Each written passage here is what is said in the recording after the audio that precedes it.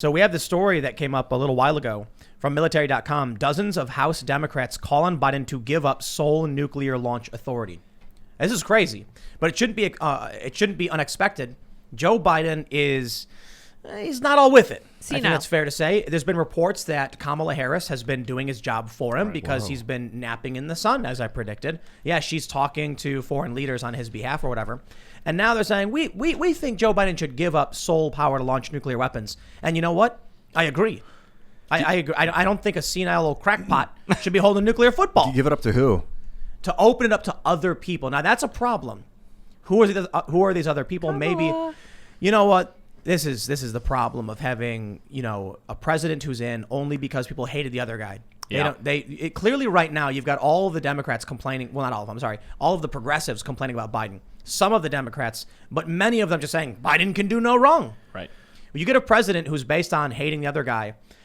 And he's basically, what's the difference? A lot of people say he's going to do a lot of the same foreign policy things. He's actually doing worse. People are worried now we're going to lose this peace we're developing in the Middle East. He's going to destabilize everything.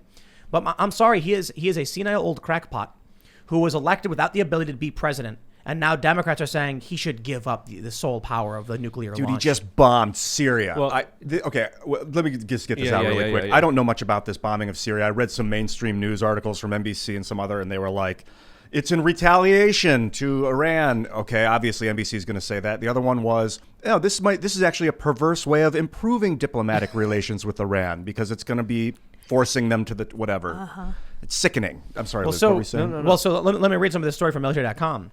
They say nearly 36 House Democrats are urging President Joe Biden to relinquish his sole authority to order the launch of nuclear weapons, arguing that no single person should wield apocalyptic military power. They say vesting one person with this authority entails real risks. Past presidents have threatened to attack other countries with nuclear weapons or exhibited behavior that causes other officials to express concerns about the president's judgment, according to the letter, which was spearheaded by California Reps Jimmy Panetta and Ted Lieu. Now, interestingly, Nancy Pelosi tried doing this with Donald Trump in, I believe it was after November. Yeah. She went to the Joint Chiefs, I believe it was the Joint Chiefs, and she said, block Trump's ability to order missile strikes. And they said, ma'am, that would be a military coup. We can't do that. Yeah. The commander-in-chief has the ability to fire the nukes. They're taking this away. Who would get it? It sounds to me like, I'm going to say as cliche as possible. All of these things are just ripping this country into a million pieces. That's it. Well, I never agree with politicians, but these politicians make sense. When they're talking about one person on this earth that has the power to press one button and end the human race, I'm sorry, that's a little bit too much power. When we're going to be engaging in nuclear war, we're engaging in a war that's going to end civilizations as we know it. And I agree with these Democrats. I never thought I would say this, but I agree on the merits here. I don't agree. I do. I think it should be decentralized. I think definitely it shouldn't be one senile old man who doesn't know where he is half the time. Sometimes. So that's a problem of Joe Biden. But then the issue is you're creating exponentially more vulnerabilities with each individual. You'll give the ability to press a button. Let's put it this way. You got Joe Biden as a senile old crackpot, and that freaks me out because he might press the button and fire a nuke. They said Donald Trump was sporadic and erratic, and he might press the button and launch a nuke. That's still only 2 people.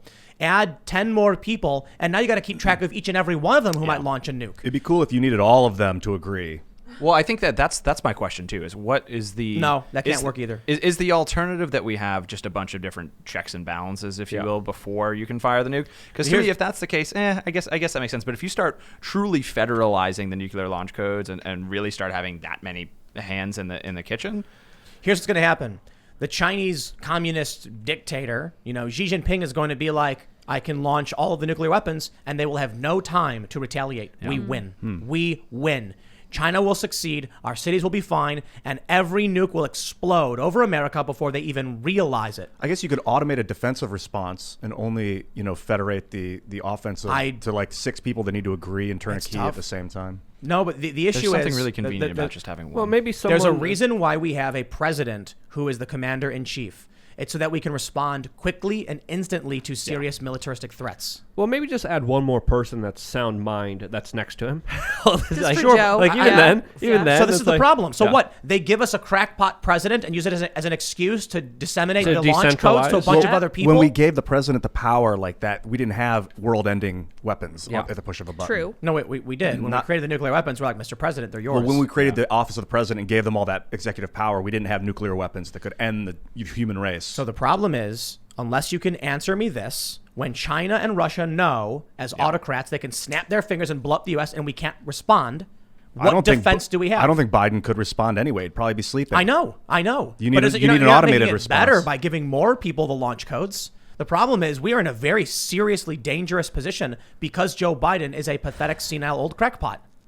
I'm being a little hyperbolic. No, but you're let's right. be real. He's right. showing the cracks in the system. Yeah. So now you've got Vladimir Putin. What is he? He's former KGB, right? Yeah. And he's riding on a horse with no shirt on. Yeah. A bear, I thought. And he's so brutal. I mean, look at the dude who's trying to run against him who gets poisoned all the Yeah, time. Navalny. All the Mysterious. time. Yeah, This guy yeah. is probably laughing his ass off like Joe Biden. Yeah. And What's it really, he gonna do? It really does beg the question of if we don't trust him with this responsibility of a president, right? Because that's all. Like we can fight about whose it should be, but if this is a duly charged role of the president, and we can't trust him to do this, then what else can't we trust him to do, right? In what other settings is he not someone we want to be presidential? If we can't trust him to be the only one with his finger on the trigger for the nuclear buttons, do we trust him one-on-one in a room with Xi Jinping or with Putin? Yeah.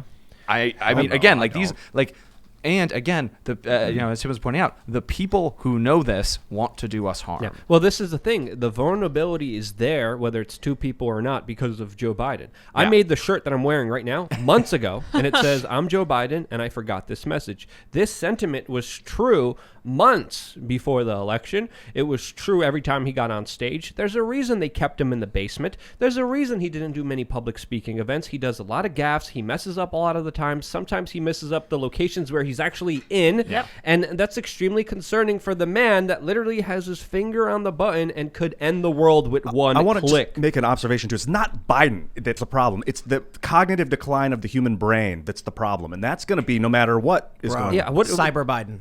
we need to get Elon Musk to Neuralink Biden. Yes. To give him a tune-up. Could you And imagine? we could plan and like then a Elon video Musk game. has wait. the nuclear launch code. I'm sorry, Yes. George Yeah. Alexopoulos has an image of this. Yeah. So the paintings you guys see on the walls behind everybody is George Alexopoulos, and one of his memes is Biden sitting in this chair with like a Yeah. electrode helmet attached to his head, and he's like drooling as children are being fed to him. And it's it's a real piece of art. It's hilarious. Right. But I'm kidding. We're not going to make cyber Biden, but it is a good point. The ultimate problem I see with this is this office is important and powerful for a reason. Right. You have Congress. They legislate. They're slow and nobody likes them. They're not meant to respond very, very quickly when we're being attacked. The president can declare a state of emergency and take unilateral action. And that's their excuse for like bombing Syria, which is dumb because Syria's not doing anything to us. The problem is they hated Trump so much that they were like, we would rather have, listen, I'm gonna stop. They said when Donald Trump got elected, there's a lot of Republicans saying you're attacking the pilot of the plane because you don't like the way he talks over the intercom. You're going to make the plane crash. They hated Trump so much because as he's flying the plane, he gets in the intercom and he won't shut up. And you're like, just stop, right? Yeah, right. So then some doting, some dotard is sitting there drooling all over himself and like, I want him to fly the plane. And now they put the sleepy, creepy Joe who's sitting in the pilot seat, drooling on himself, sleeping, and the plane's going, and like falling down. And they're like, better than the guy yelling at us for, the entire plane ride. And Right. He had 2 brain aneurysms. My goodness. I mean, like that. It's like gonna give Luke an aneurysm. It's just utterly insane. Also, the timing of this is very important because this letter came out right before he unilaterally decided to launch airstrikes on Syria. Right. Of course, without constitutional approval, without congressional authorization, and according to many, illegal under international law, but really just continuing the policy that Barack Obama codified in 2014 and just bombed another country without any kind of oversight, transparency, or even accountability. It's for natural gas. Biden says no Keystone Pipeline in America, but You know what to do. Turkey Pipeline in Syria. Yeah. See, it's okay when foreign contractors go and build gas pipelines in other countries that we're blowing up. Not okay when American workers do it. And it's kind of like, I mentioned this before. They love outsourcing jobs. They love outsourcing factories.